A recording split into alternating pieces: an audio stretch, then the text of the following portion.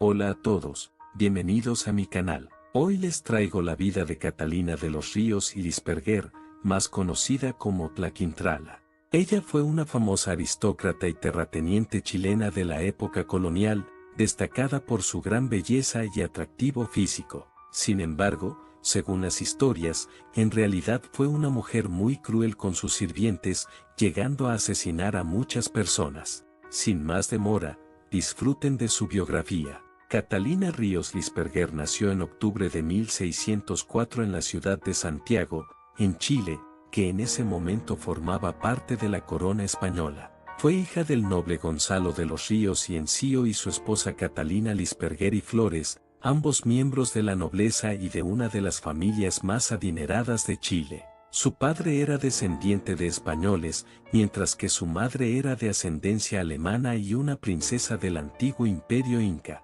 La Quintrala creció en el seno de una familia de ricos terratenientes. Tanto los Ríos como los Lisperguer eran familias de renombre en la sociedad santiaguina del siglo XVII. Sin embargo, no recibió una buena educación y permaneció semianalfabeta hasta su muerte. Catalina quedó al cuidado de su padre y de su abuela. El apodo de la Quintrala es probablemente una variante del diminutivo de su nombre de pila, Catrala o Catralita. Sin embargo, otra teoría sugiere que el sobrenombre proviene del hecho de que azotaba a sus esclavos con ramas de quintral, una planta parásita autóctona de flores rojas. Cabe destacar que Catalina era pelirroja. Magdalena Petit sostiene en su libro, La Quintrala, que el nombre proviene del quintral, haciendo un símil con el color de su cabello. Catalina llegó a ser una beldad en todos los sentidos, con tez blanca, alta estatura, cabellera pelirroja y ojos de un intenso verde,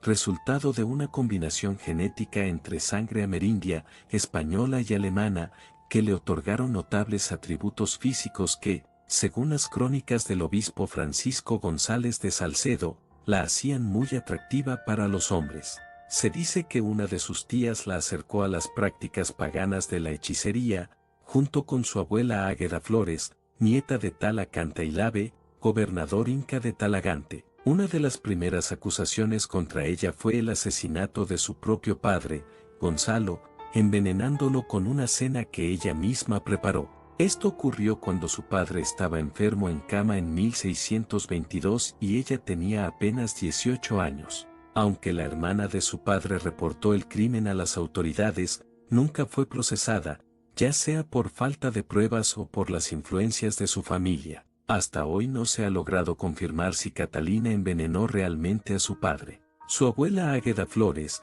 quien era su tutora desde la muerte de sus padres, buscó un hombre con quien casarla, ofreciendo una generosa dote. Catalina llevó al matrimonio una gran fortuna. En septiembre de 1626, a los 22 años, Catalina se casó de conveniencia con el coronel español Alonso Campofrío de Carvajal y Riveros, de 42 años, cuya familia era descendiente de los condes de Eguel y la Casa de Barcelona. Alonso, que no era adinerado, comenzó a ascender rápidamente en cargos públicos, reemplazando incluso a algunos parientes de Catalina, como a Rodolfo Lisperguer en el cargo de alcalde. El sacerdote que los casó, Pedro de Figueroa, era un amor platónico de Catalina. Una leyenda dice que Catalina jamás le perdonó esto e intentó asesinarlo, aunque según otra versión, ella se habría enamorado del religioso y lo habría acosado sin éxito. Al año siguiente de su matrimonio,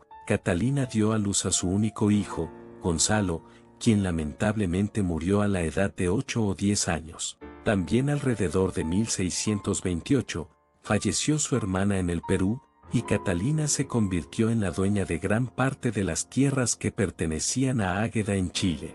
Según el historiador Benjamín Vicuña Maquena, el esposo no era ajeno a las costumbres despiadadas de su mujer, fue benigno con ella y ella con él, aunque nunca lo amó verdaderamente. Se dice que en 1624, Catalina invitó a un rico feudatario de Santiago mediante una nota amorosa, aunque algunos datos de esta versión son dudosos, ya que, según el testamento de Catalina, ella no sabía escribir y era semianalfabeta. Cuando lo tuvo a su disposición, lo mató a cuchilladas y culpó a una esclava, que fue ajusticiada en la plaza de armas. También se cuenta que golpeó y apuñaló a un antiguo amante, Enrique Enríquez de Guzmán de la Orden de Malta, por considerar que él había jugado con sus sentimientos, ya que se había negado a entregarle una cruz, símbolo de su nobleza, a cambio de un beso. Enríquez habría osado decirle en su cara que se había aprovechado de las bondades de una mujer, liviana,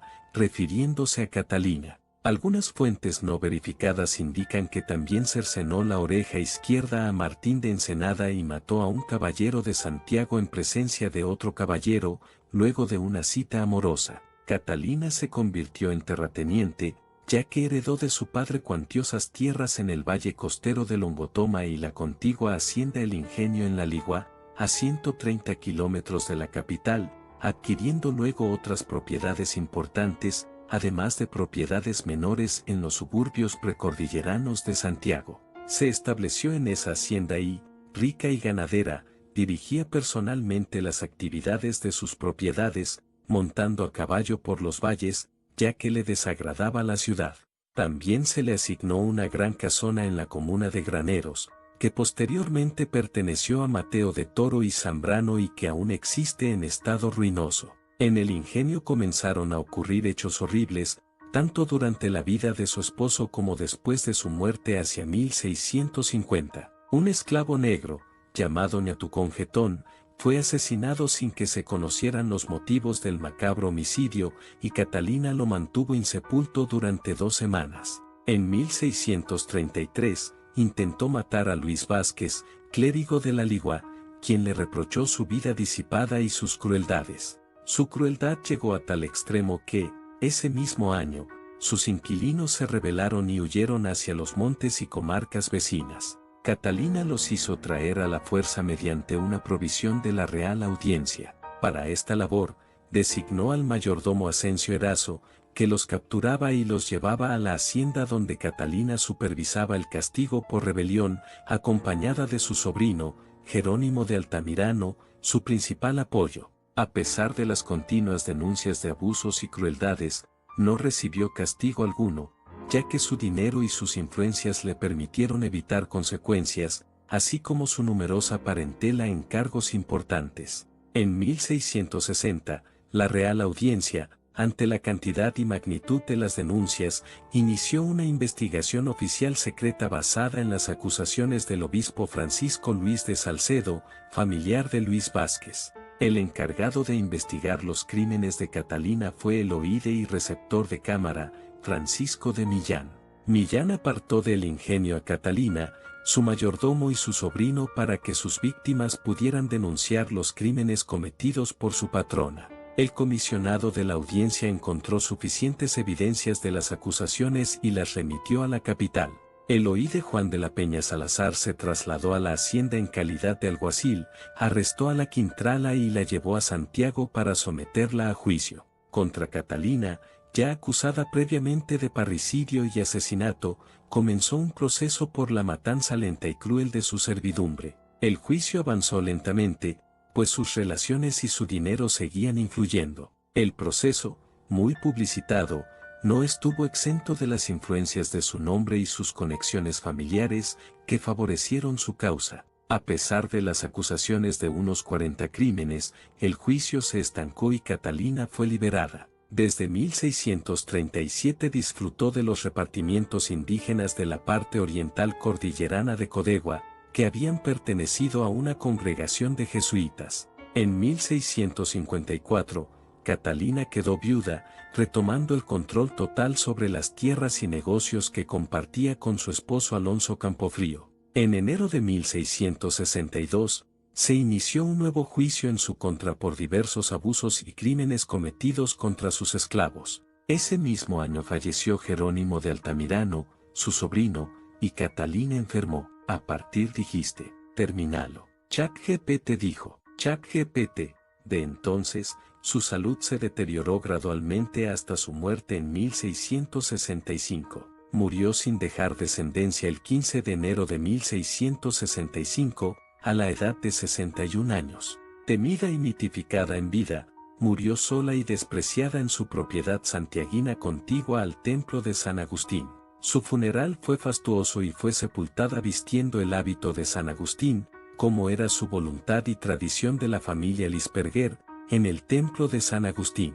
Su tumba permanece en algún lugar del subsuelo trasero del templo sin haberse descubierto con certeza. En su testamento, fechado el 16 de enero de 1665, Catalina ordenó y dejó pagadas 1000 misas tanto por su alma como por la de sus seres queridos, así como por aquellos que habían vivido bajo su encomienda en la iglesia de San Agustín. También instituyó diversas capellanías, incluyendo una para el Cristo de Mayo, una escultura que, según la leyenda, habría pertenecido a ella y de la que se habría deshecho porque la miraba con reproche. Además, destinó una suma menor para ayudar a familiares y amigos, y el resto de sus bienes fueron subastados en beneficio de los agustinos.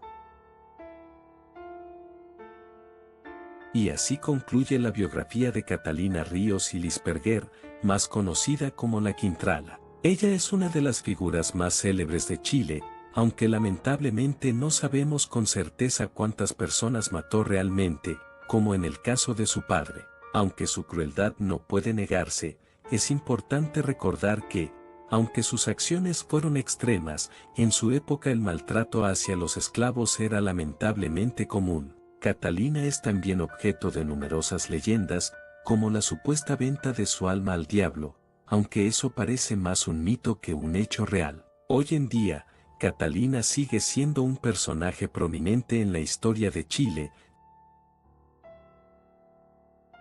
Espero que les haya gustado este video y nos vemos después, y adiós.